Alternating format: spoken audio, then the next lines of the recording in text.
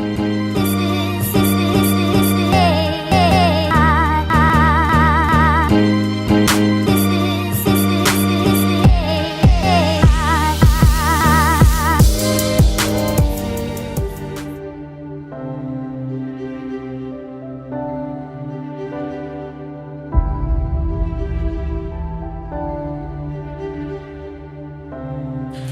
y'all, so I'm going to dive right into the video. So I'm going to go through the story pretty quickly because I want to keep this video fairly short, okay? So, because I know y'all don't like long videos at all.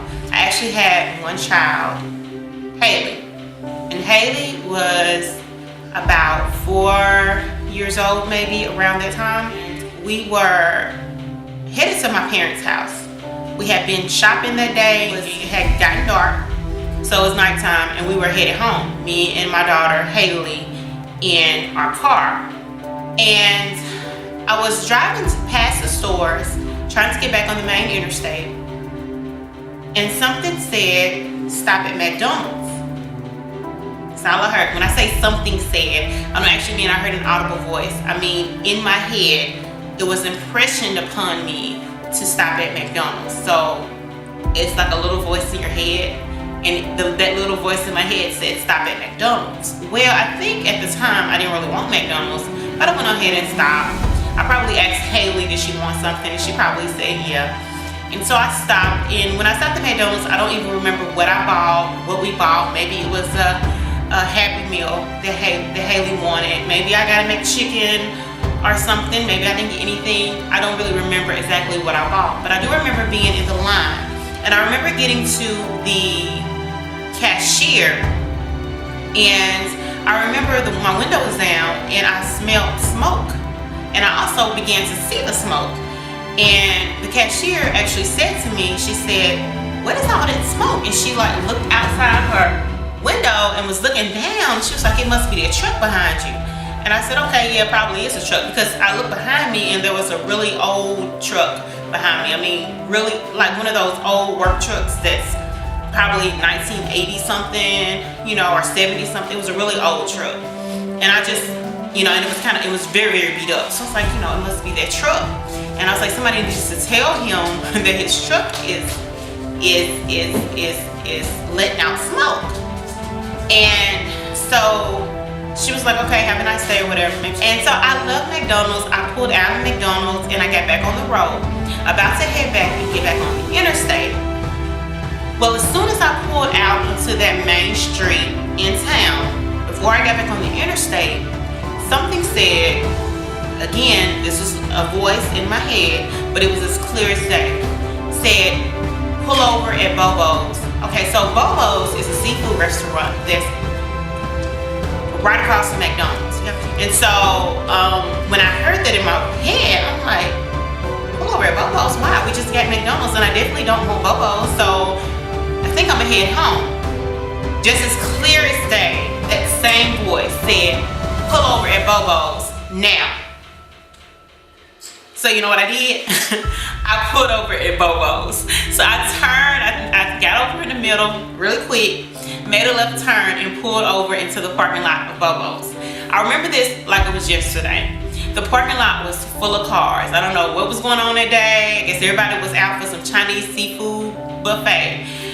But the whole parking lot was full. I remember there were like no parking spots. So there was one parking spot that I saw, only one parking spot that I saw. And it was basically right in front of me when I pulled in. So I pulled into that one parking spot.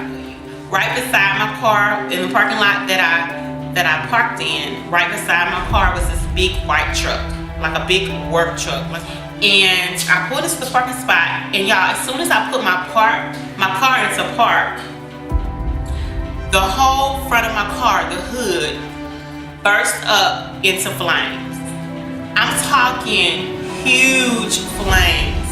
At that time, I don't know what kind of phone I had, or if I had a phone, or if it had a camera, but I wish I could have taken a picture of it. I mean, of course I wouldn't have been thinking of taking a picture of it in that moment, but I wish I had a picture of it to really let you guys know exactly how my car was looking. It burst into flames as soon as I put my car into park. I jumped out of the car, just scared out my mind, jumped out of the car, went to the back, got Haley out of her seat and out of her seatbelt, pulled her out of the car and just stood back in horror. Y'all, I was shocked. My car had burst into flames. That's not where the story ends though. You remember I said there was a white truck that was right beside me, a white's workhorse of a truck?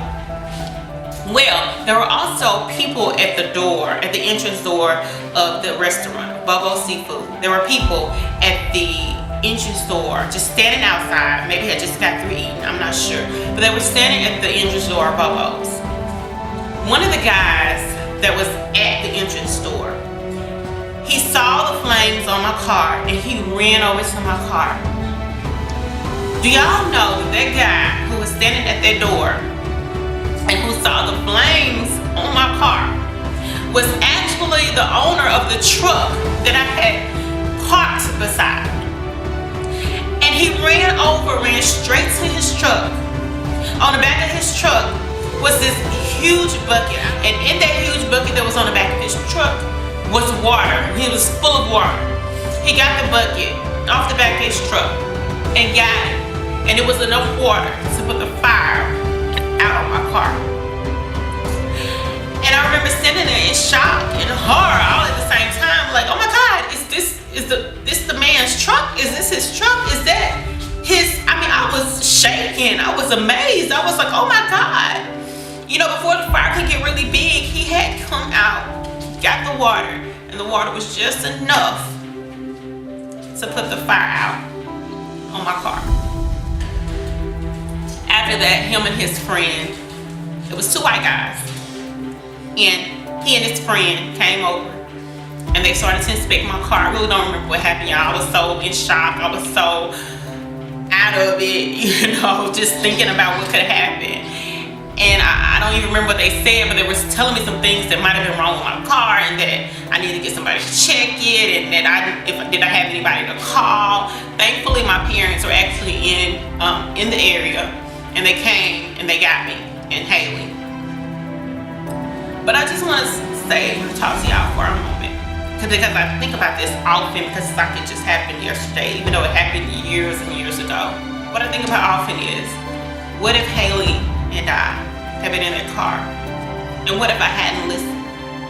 Because if I go back to the story, and if you go back to the story with me, when I heard in my mind something say, pull over to McDonald's, that was God's first warning to me. Pull over to McDonald's, I got something to tell you.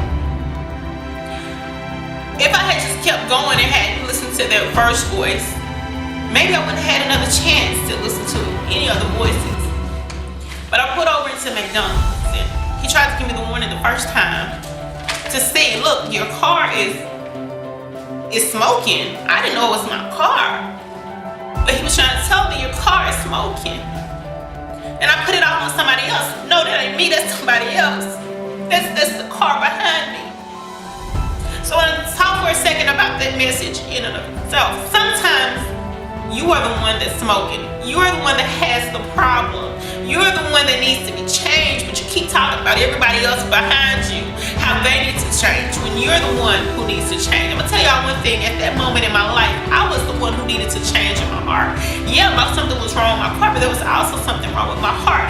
At that time, I had turned my back on God, you know, and there was something wrong with my heart. But the Lord was telling me, He was telling me to stop, and I kept going. I said, no, that's somebody else. Somebody else needs help, not me. It didn't cross my mind that it was me. It was just like, duh, it's the car behind me, because it looked so horrible. That car looked so horrible, it has to be them. Continue on. When I pulled out, maybe it was that because I had listened to God the first time and decided to stop, and even though I really didn't know what God was trying to tell me, maybe because the fact that I actually obeyed Him and stopped, maybe He decided, look, I'm gonna give her one more chance to turn around, to stop. And as I pulled out, and He told me, look, you need to pull over to Bobo's. And still I'm like, no, I don't need to pull over to Bobo's. There's no reason for me to go to Bobo's. And He said, okay, I'll give you the third chance to tell you what you need to do. You need to pull over to Bobo's, and you need to pull over to Bobo's right now. And even though I didn't understand it, I did it anyway. That's another lesson in and of itself. Even when you don't understand what God is telling you to do or why he's telling you to do it, why would I need to go to Bobo's? I've already eaten. I've already gotten my food. Even when you don't understand what God is telling you to do. If he's telling you to pull over, if he's telling you to turn around, if he's telling you to stop in your tracks, even when you don't understand it, just do it. He might not tell you again. He might not have a chance to tell you again. And I pulled over. And I think about it often.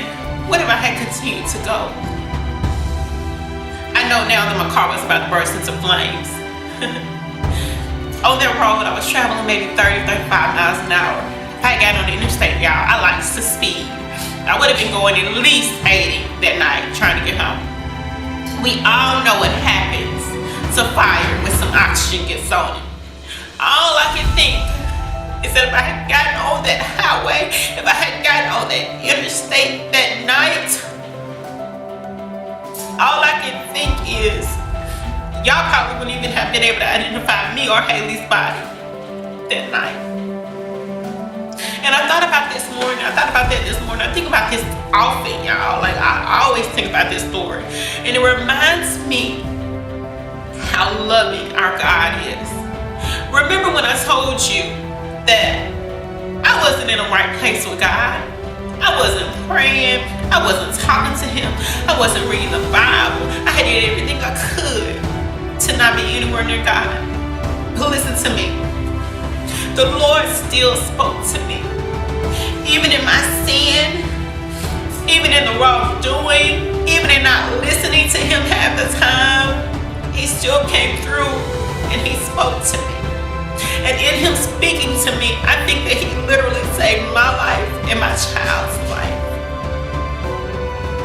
And so I want to tell you guys, in whatever you do, learn to listen to the voice of God. He can tell you so much. He can impress it upon you so much. Even at that time, like I said, I didn't even have a relationship with him, but he still let me know. I don't know why. Maybe a prayer that I prayed when I was younger, telling him, even when I was younger, telling him, God, please watch over me, the way my mama taught me how to pray. Maybe those prayers back then covered me at that moment. Maybe the prayers of my parents and my grandparents, as you covered me at that moment, the Lord thought about it and said, look, I'm going to let you know that you need to pull over now. And I thought I was going to cry. I told myself I was going to cry because I'd already cried. But y'all, you can't tell me that my God is not real. And you can sit here and say, oh, that was just you. That was just your thinking. Y'all, I didn't want to stop at McDonald's. I didn't want to pull over at Bobo's. I had no clue. Like, I had no reason at all. And then the truck there. The truck was strategically placed in that spot. It was strategically placed in that spot with a big bucket of water on it just for me. The guy, the owner of the truck, was strategically placed at the front door waiting on me and my child to pull into the parking lot. Y'all can't tell me my God ain't real. And y'all, he's done so much. But that one time when I was in my sin, the way he spoke to me, speak to you the same way. I don't care where you at in life. I don't care what you've done. I don't care what you're doing at this moment. I don't care what you're doing at this moment. He has the ability to speak to you right now. You just have to learn to listen.